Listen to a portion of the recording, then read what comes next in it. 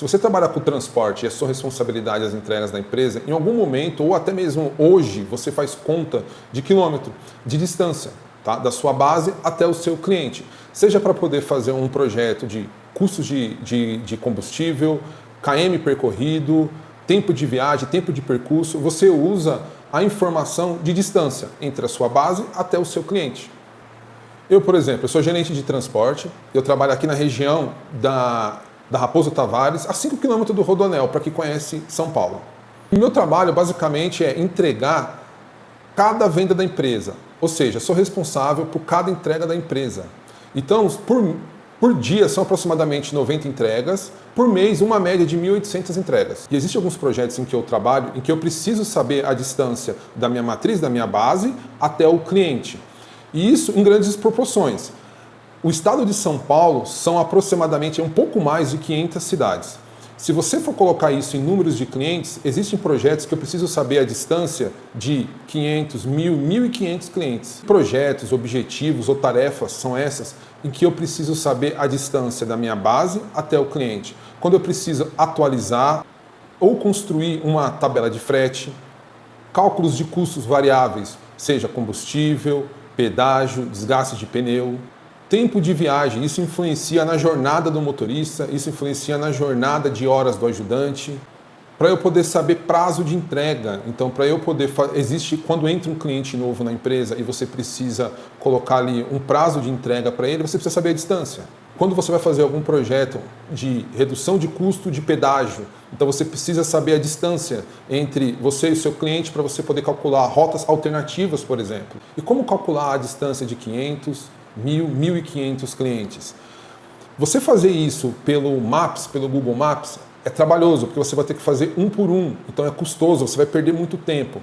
Dá para o ChatGPT ou Gemini fazer? Dá, mas ele pode trazer informações imprecisas para o seu projeto. Então, toda vez que eu ia executar uma tarefa, ou eu tinha esse objetivo de calcular a distância entre a minha base até o cliente, quando chegava nessa etapa de fazer a conta, saber tirar essa informação da distância, meio que o projeto dava uma travada, ele atrasava por isso. E olha que eu fiz muitas vezes, eu fiz na raça, um por um, mas é custoso, como eu disse um pouco atrás, demora muito, você perde muito tempo. Então teve um projeto onde eu tinha que saber o meu tempo de entrega numa rede de 112 lojas, que era uma rede cliente. Então como é que eu fiz a execução desse projeto? Eu fiz em algoritmo Python, executado dentro do ambiente do Google Colab, aonde eu inseria para o algoritmo a informação do endereço do cliente, CEP, a latitude e longitude. E o algoritmo ele me devolvia a distância das 112 lojas dessa rede. Então eu executei essa tarefa rápida e sem perder tempo. Então o tempo que eu gastava levantando a informação de endereço por endereço, hoje eu executo projetos, faço incrementos dentro do meu projeto, executo análises, ou seja, eu faço o que realmente importa. Então esse tempo que eu gastava antes, eu gasto com o que realmente importa. Eu vou mostrar para vocês como eu executo esse algoritmo, e esse mesmo algoritmo, eu vou deixar o link do meu GitHub para quem quiser usar esse algoritmo em projetos de levantamento de distância do ponto A ao ponto B, eu vou deixar o link aí embaixo para vocês poderem usar sem problema. Esse é o ambiente do Google Colab. Aqui está o código Python que eu uso para poder calcular o ponto A e o ponto B. Eu uso esse algoritmo porque ele consegue fazer isso em grande escala. Então ele consegue calcular a distância do ponto A ao ponto B vezes 1.000 vezes em poucos segundos. Então é muito mais rápido, perde menos tempo para poder fazer uma tarefa relativamente simples. Então aqui a gente começa a executar o código, os blocos de código. Aqui ele pede para anexar a planilha. Aqui é a planilha que é o cadastro de cliente. Aqui já é o ambiente de execução, o bloco de execução, onde ele começa a fazer as contas, começa a executar o código.